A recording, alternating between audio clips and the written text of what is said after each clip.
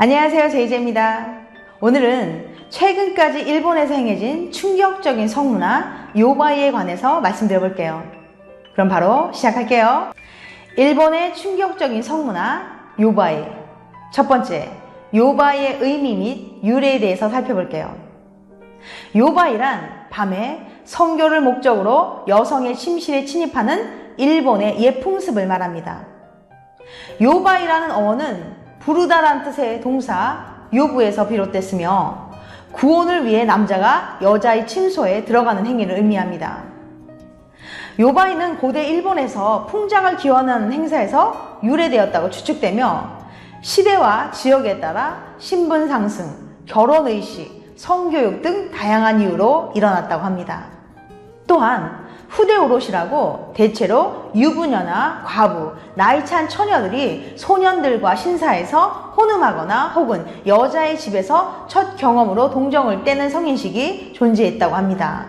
100년 전에 메이지 유신 정부가 요바이 풍습을 없애려고 했지만 뜻대로 되지 않았고 제2차 세계대전이 끝난 뒤 1960년대가 지나서야 완전히 없어졌다고 합니다.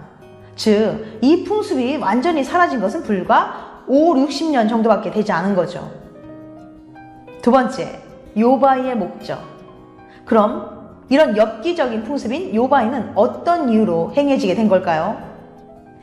일본에서는 계속된 전쟁과 지진, 화재 등의 천재지변으로 남자들이 많이 죽어 인구가 급속하게 줄어들고 과부가 넘쳐나게 되었어요.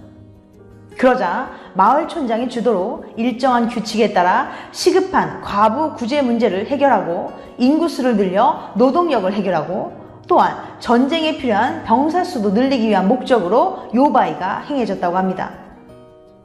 이것은 대체적으로 농어촌 서민들의 풍습이었으나 무사 계급에서 행해지기도 했으며 에도 시대 중기에는 축제로까지 발전했다고 합니다. 세 번째, 요바이 진행 과정. 요바이는 전쟁이나 화재, 지진 등 천재지변으로 촌락 내 과부 수가 일정 이상이 되면 촌장이 허가한 경우에 한해 진행되었습니다. 해가 질 무렵 낯선 남성이 여성의 집에 방문하고 여성이 반대하지 않거나 집 안으로 들어오는 것을 제지하지 않으면 성립됩니다. 보통 3, 4일 정도 요바이가 진행된 후 촌장의 공인 아래 결혼이 이루어지게 되었습니다. 만약 한 명의 여성에게 여러 명의 남성이 구혼을 하게 되는 경우 촌장의 주관 아래 밤에 숨어 들어갈 사람의 순서가 정해집니다. 그런데 특정 남성이 요바이를 해야 하는 날 주변에 도움을 요구해 보초를 세워 그 남성이 숨어드는 것을 적발해내면 그 남성은 물러나야 했어요. 즉, 해질 무렵 여성의 집에 들어가 잠자리를 하고 해가 뜰 무렵에 들키지 않고 무사히 빠져나올 때까지가 요바이인 거예요. 혼음의 수단으로 요바이를 진행하는 여성은 남자를 기다리며 집의 문을 열어두고 찬밥과 먹을거리 등을 준비해 해가 뜨면 집으로 돌아가는 남성에게 제공하는 것을 미덕으로 삼았다고 합니다. 요바이의 대상은 혼기가 찬 여성을 포함해 젊은 과부, 신분이 낮은 여성과 전문적으로 아이를 돌보는 유모 등으로 국한되었는데 여기에는 다음과 같은 규칙이 적용되었다고 합니다. 첫 번째, 가족이의 남성과 동거하지 않은 여성일 것. 두 번째, 사는 집 주변 여성이 아닐 것. 세 번째, 아이가 생기면 아버지 지명은 여성이 할 것. 네 번째, 여성의 거부권은 존재함. 노동력을 생산하기 위해 혼음을 허가하는 요바이인 경우에는 위의 규칙이 되게 엄격하게 적용되었지만 그렇지 않은 경우에는 여성의 거부권 존재 여부를 부정적으로 보는 시선이 많았다고 해요. 또 집 주변 여성을 금지한 이유는 남녀 간의 질투나 처신 문제로 치정 문제가 생길 것에 대한 대비책이었기 때문입니다.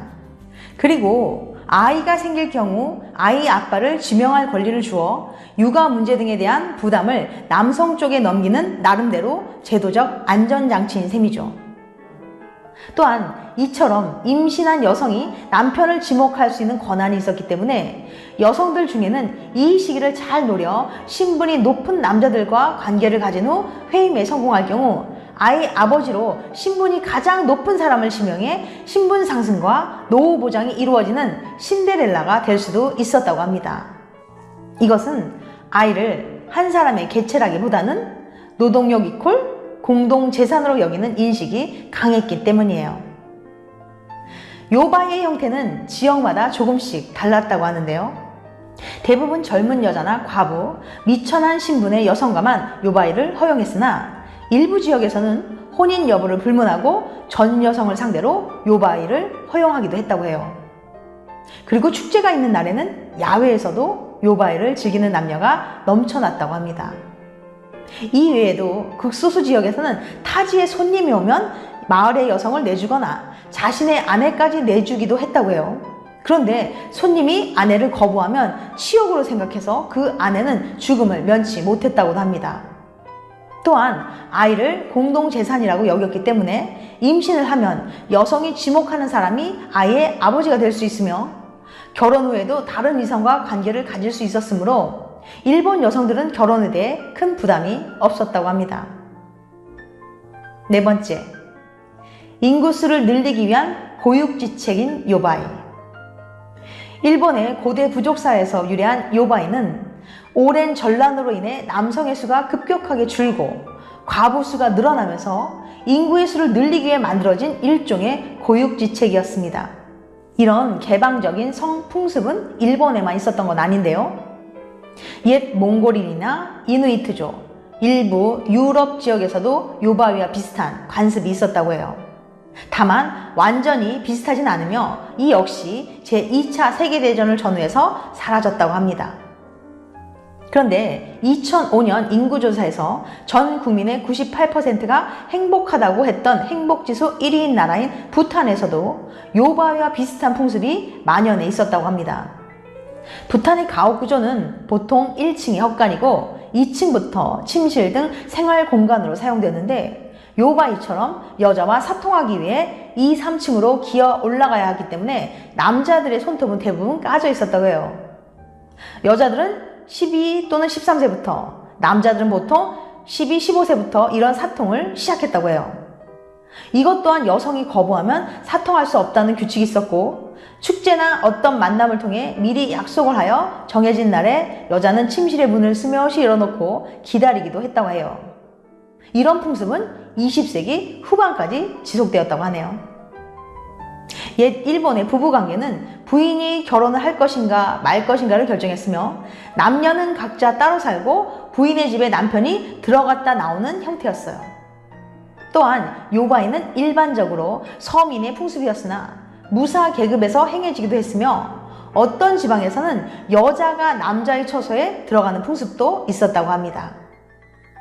예전에 일본 농촌에서는 마을의 젊은 아가씨와 과부는 젊은이들 차지라는 말이 있었다고 해요. 근래 이전 농촌에서는 마을의 젊은 남성들이 마을 내 특정한 규칙을 정해 요바이를 했습니다. 만약 그 규칙을 무시하고 다른 마을의 남자가 요바이를 하러 오면 이를 저지하기도 했는데요. 이 과정에서 심한 경우에는 침입자가 몰매를 맞기도 했다고 해요.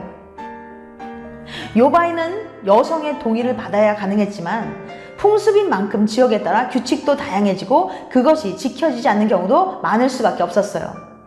그래서 당시 일본의 성문화가 지나치게 문란해지고 성 문제도 빈번하게 일어나서 비판을 받기도 했어요.